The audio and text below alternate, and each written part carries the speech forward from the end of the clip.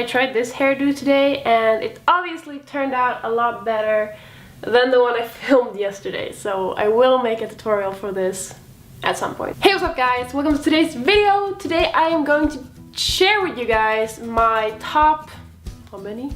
I don't know, 16 tips on what to think about when you get your first tattoo ever. Number one has to do with the size, and there are some pros of starting small, such as knowing what the pain feels like, you know how your body heals after a tattoo, you know how your body handles the ink, and all of those things. If you start off huge and all of those are negative, then that's not a good thing. But I'm also not saying don't do a big first tattoo. I did my entire thigh the first thing I did, so I'm not the one saying start off small, but I wanted to share at least the pros of starting small. Number two is something that has to do with number one as well. If you don't know what your pain tolerance is like, then don't start off with a huge painful area to cover. With that said, obviously every single person in the world has a different pain tolerance, so you can't really generalize. However, there are some areas of the body that are known to hurt more than others, such as stomach, chest, ribs, elbows, knees, areas like that. So maybe don't start off there if you don't know how you handle the pain of getting tattooed. Number three is always go to a tattoo artist who has done the kind of tattoo that you want before. Like, I personally would never go to my realistic guy to get old school tattoos, because usually they have their specific styles that they're really good at. So make sure you research the artist and check out their portfolio of what they've done before to make sure that's what you want. So you don't end up going to a skilled artist in one style, getting something else from them and not being happy with the results. And unless you have proof that the shady tattoo artist's work is amazing and have a bunch of friends who vouch for them and they're like, oh my god, this person is amazing and cheap, then just don't. Tattoos really are investments, and good tattoos do cost money. That's the harsh truth of it. And obviously, you know this is coming, and this video wouldn't be complete without me telling you to be 100% sure that this is something you can stand for in 10, 20, 50 years from now. But the truth is that we can never guarantee that. We can never ever guarantee that we will like what we have today in 50 years. And that's the truth. So instead, I'm just gonna share with you guys how I think about it. I wanted to get a tattoo representing, symbolizing one of my favorite bands. Instead of getting the logo, I got a bird with the lyrics to the song that I like most from the band. And even the song lyrics for me is crossing the line of a little bit too specific, but another example is I wanted tattoos to symbolize and represent my family and my loved ones. So instead of getting their names, their faces, their birth dates tattooed on me, I got a ship and a lighthouse on my thighs. So that's how I think about it. I'm not at all judging people who get birth dates or logos or anything like that. It's just that for me, the odds that I will dislike something a little bit more vague and symbolic is it decreases compared to if I had a logo of a band. I decrease the risk of disliking something that's symbolic rather than very obvious and specific, if that makes sense. But if you want a logo or birth dates or your boyfriend's name, you do you. And of course, only you know what you really want on your body, but please listen to your tattoo artist. If they say that something just will not make a good tattoo, that's a sign that they actually know what they're doing. They're not saying that to fuck with you or to mess up anything. They're saying it because they don't want to create a tattoo that won't look nice and have you walking away from their parlor with something crappy that could have been great if you altered it a little bit, maybe size-wise, maybe change some details.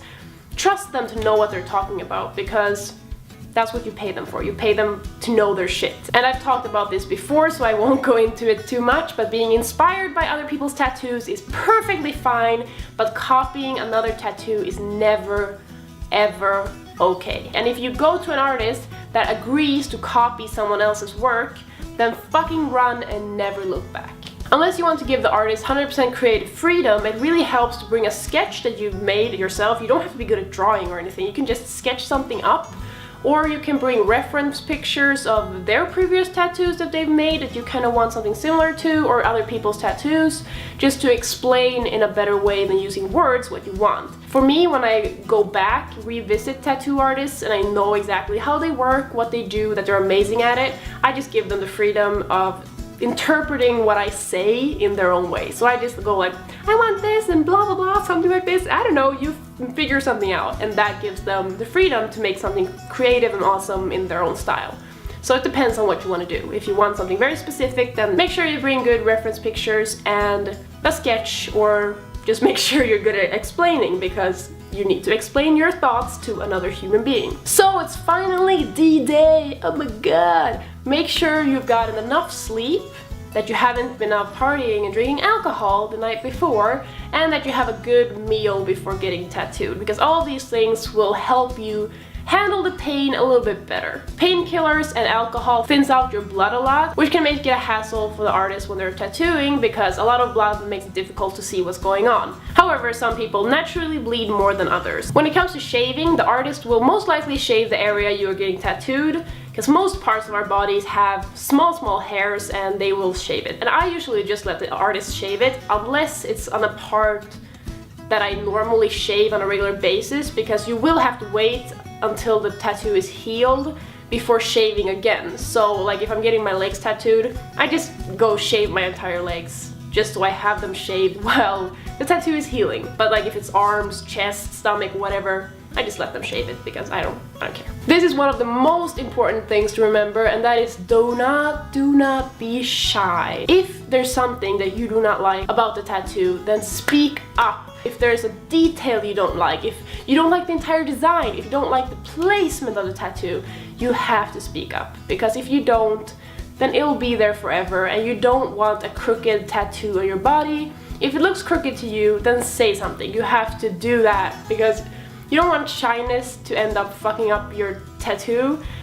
My point is, speak up. Just always speak up. However, I mean, it's okay to ask questions during the session, but do not backseat drive. You're paying them to do their job, so there's no need for you to do it for them. And really long sessions, if your first one is turning out to be really long, it can get a little bit boring to just sit there and take the pain. So if you want to, then bring a friend along to keep you company, and this will also help if you're a little bit nervous about getting your tattoo done. However, just do not bring your entire entourage, because it's kind of disrespectful and it can get really annoying for the rest of the whole studio if there are a lot of people there. But one friend is always okay to bring along. And as you obviously know by now, after everyone telling you, it will hurt. But just make sure that you're sitting still while getting tattooed. You do not want to be moving around, twitching, being really annoying, because that will just delay the process so much, and it will make the tattoo artist kind of unsure how to do the tattoo, because you might move and it might slow the whole process down so much. When I was getting my chest done, my legs were like moving, my stomach was moving, my arms were moving, but my chest was still, because I didn't want to fuck up the tattoo, but it hurt so bad that I couldn't lie still. But I just made sure that she can work without problem on my chest and it's not moving. When I get tattoos, they always scab and finish scabbing within the week of getting the tattoo, but you have to be prepared to care for it about 2 to 3 weeks after getting it. And there are different seasons that might be better or worse to get tattooed, depending on where you live as well. In Sweden, for example, like late spring, early fall is probably the best, because, well, I get tattooed all year around. I don't really care about this stuff, but the reason is because you don't want to burn yourself in the sun, you don't want to expose the tattoo to too much sun in the beginning, and also you should kind of be able to wear clothes that do not cover up the tattoo, which is really difficult in the winter time. I tattooed my thighs in freaking November, so wearing jeans over newly tattooed legs is not a good idea. Some people do it anyway, but it's not, just so you know, for their first tattoo.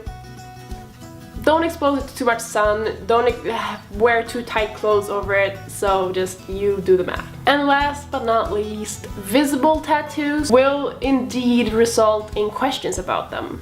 You will be asked about them, you will be judged because of them, and people will always judge you for having tattoos. That's just the way the world works today. But don't let people shit on you just because of the choices you've made. I think tattoos are beautiful pieces of art, and they really do make us unique and beautiful in our own ways. So these were my 1 billion tips on what to think about when getting your first tattoo. I'm sure there are a bunch of other things you should think about, but these are the things that come to mind when I think about the process. If you have any questions, then leave a comment below. I will try to answer them for you to the best of my ability. The Swedish word of the day is first. Swedish word for first is första. Första. Don't forget to subscribe and check out my links below to keep up to date on everything that I do. Until next time, have a super good one.